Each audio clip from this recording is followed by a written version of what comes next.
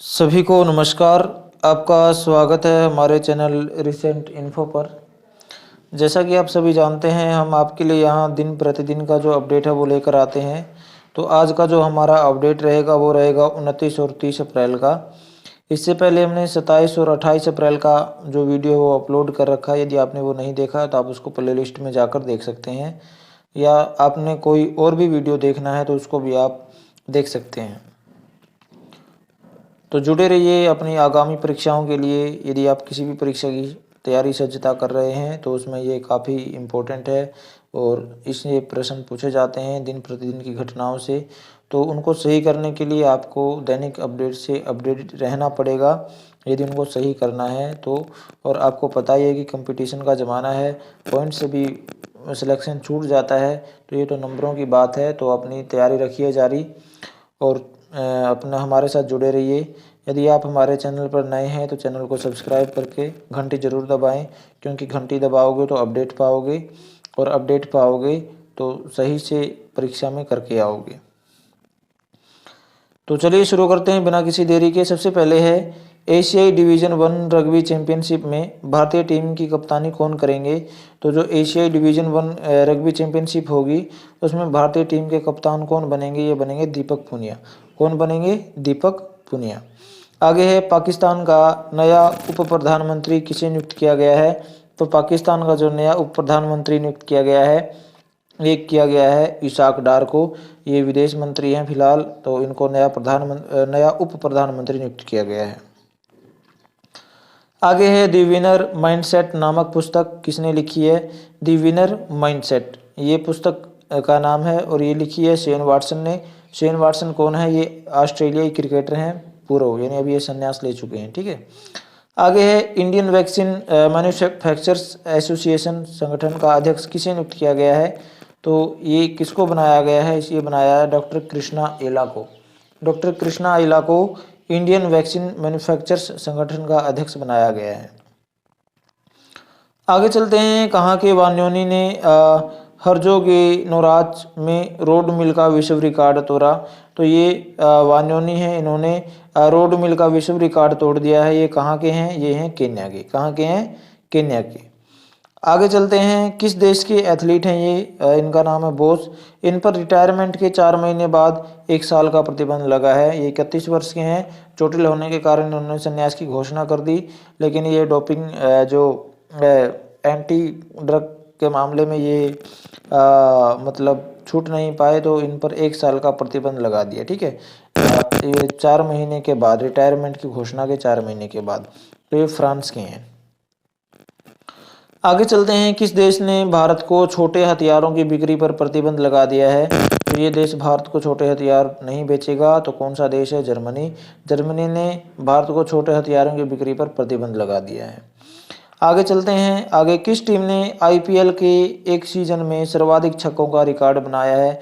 तो आपको पता ही कि सनराइजर्स हैदराबाद है जो अपना स्कोर का रिकॉर्ड भी तोड़ती जा रही है और ये छक्के का रिकॉर्ड तो तोड़ेगी ही। तो ये सनराइजर्स हैदराबाद ने छक्कों का रिकॉर्ड बनाया सर्वाधिक, और ये इसका सर्वोच्च स्कोर भी सनराइजर्स हैदराबाद का 287 रन 20 ओवरों में। आगे चलते हैं। चर्चा में रहा रुवांग ज्वालामुखी किस देश में? अभी रुवांग ज्वालामुखी फट गया, तो ये किस देश में है? ये है इंडोनेशिया में। कहाँ पर है? इंडोनेशिया में। आगे है हसदेव अरण्य अभियान के लिए गोल्डमैन पुरस्कार या ग्रीन नोबेल किसी ने जीता। तो गोल्डमैन पुरस्कार को ग्रीन नोबेल पुरस्कार भी बोलते हैं। अरण्य यानी जंगल के लिए है ये। तो ये किसने जीता? ये जीता आलोक शुक्ला ने। किसने जीता है? आलोक शुक्ला ने। आगे चलते हैं। अंतर्राष्ट्रीय मजदूर दिवस कब मनाया जाता है? तो ये गलती से डल गया क्वेश्चन। ये 1 मई को मनाया जाता है। आज हम ये 1 मई को वीडियो बना रहे हैं तो ये हमने गलती से डाल दिया। तो अंतर्राष्ट्रीय मजदूर दिवस आज मनाया जाता है 1 मई को। आगे किस देश के पहले मुस्लिम फर्स्ट मिनिस्टर हमजा यूसुफ ने 13 महीने के कार्यकाल के बाद इस्तीफा दे दिया। तो ये हमजा यूसुफ जो हैं ये किस देश के पहले मुस्लिम फर्स्ट मिनिस्टर हैं? तो ये हैं स्कॉटलैंड के। इनके विरोध में 2 अविश्वास प्रस्ताव पारित हुए हैं।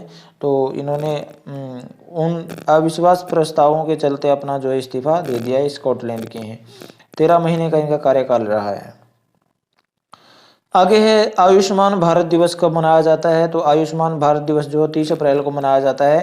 तो आयुष्मान भारत ये आयुष्मान कार्ड लॉन्च किया गया है। 5 लाख रुपए तक का इसमें मुफ्त इलाज होता है। कुछ प्राइवेट हॉस्पिटल भी इसके अंडर में आते हैं। आगे कला और संस्कृति के क्षेत्र की कौन सी प्रमुख हस्तियों को प्रतिष्ठित पंडित लच्छू महाराज पुरस्कार से सम्मानित किया गया है। पंडित लच्छू महाराज पुरस्कार दिया गया है कुछ हस्तियों को, कौन सी हैं। तो ये इसमें बहुत सारे हैं, उनके नाम हैं उमा शर्मा, रमा वैद्यनाथन, उमा डोगरा, हेमा मालिनी एक्टर हैं ये, और एक्ट्रेस हैं सायरा बानो, संध्या पुरीचा, डॉक्टर मालविका मित्रा, प्राची शाह, असीम बंधु भट्टाचार्य, पंडित राजेंद्र गंगानी। तो इनको जो है ये पंडित लच्छू महाराज पुरस्कार दिया गया है। आगे दुनिया का सबसे बड़ा हवाई अड्डा टर्मिनल किस देश में बन रहा है। तो ये दुनिया का सबसे बड़ा हवाई अड्डा टर्मिनल जो बन रहा है ये बन रहा है संयुक्त अरब अमीरात में। वहाँ के जो शेख हैं उन्होंने भी परमिशन दे दी है, प्रधानमंत्री उनका जो उन्होंने भी। तो ये संयुक्त अरब अमीरात में दुबई में बन रहा है। आगे विनय वीर का 72 वर्ष की आयु में निधन हो गए, कौन थे। तो एक पत्रकार थे, वरिष्ठ पत्रकार है। मोचुरी से क्वेश्चन है, ये भी पूछा जा सकता है। आगे है किस फिनटेक कंपनी ने offline QR code based scan and पे सेवा शुरू की है। तो स्कैन एंड पे सेवा ऑफलाइन शुरू की है, QR कोड बेस्ड किसने शुरू की है, ये कौन सी कंपनी ने, फिनटेक कंपनी ने ये की है, क्रेड ने, CRED क्रेड ने ये शुरू की है। आगे चलते हैं, किस राज्य सरकार ने पतंजलि आयुर्वेद लिमिटेड के 14 उत्पादों का मैन्युफैक्चरिंग लाइसेंस रद्द कर दिया है। यानी 14 उत्पादों पर मतलब ये उत्पाद जो करते थे उसको नहीं बना सकते हैं, 14 इनका रद्द कर दिया लाइसेंस। उत्तराखंड सरकार ने ये कर दिया है। कोर्ट के अवमानना के कारण या कोर्ट के हस्तक्षेप के बाद ये जो कदम उठाया उत्तराखंड सरकार ने। आगे नौसेना प्रमुख का पद किसने ग्रहण किया है। तो नौसेना प्रमुख का पद किया है दिनेश कुमार त्रिपाठी ने, ये एडमिरल ने। आगे चलते हैं, वाशिंगटन पोस्ट की रिपोर्ट के अनुसार वाशिंगटन पोस्ट ने एक रिपोर्ट जारी की है, उसमें बताया गया कि भारतीय खुफिया एजेंसी की हत्या की साजिश का कथित निशाना कौन सा आतंकवादी था। यानी भारतीय खुफिया एजेंसी किसको मारना चाहती थी, किस आतंकवादी को मारना चाहती थी, किस आतंकवादी की हत्या की साजिश रखी थी। तो ये किसकी रखी है, गुरपंतवंत सिंह पन्नून की। ठीक है, गुरपंतवंत सिंह पन्नून की हत्या करना चाहती थी भारतीय खुफिया एजेंसी। इसको आतंकवादी घोषित किया हुआ भारत सरकार ने। आगे है आगामी T20 विश्व कप के लिए भारत की 15 सदस्यीय टीम का कप्तान किसे नियुक्त किया गया है। तो 15 सदस्यीय टीम T20 विश्व के लिए घोषित की गई है। तो इसमें कप्तान जो बनाए गए हैं वो रोहित शर्मा बनाए गए हैं और उप कप्तान बनाए गए हैं हार्दिक पांड्या। कौन बनाए हैं, हार्दिक पांड्या उप कप्तान बने हैं। आगे किसमें कुछ नए खिलाड़ियों को भी मौका दिया गया है। आगे किसने भारत का पहला अपग्रेडेबल ATM लॉन्च किया है।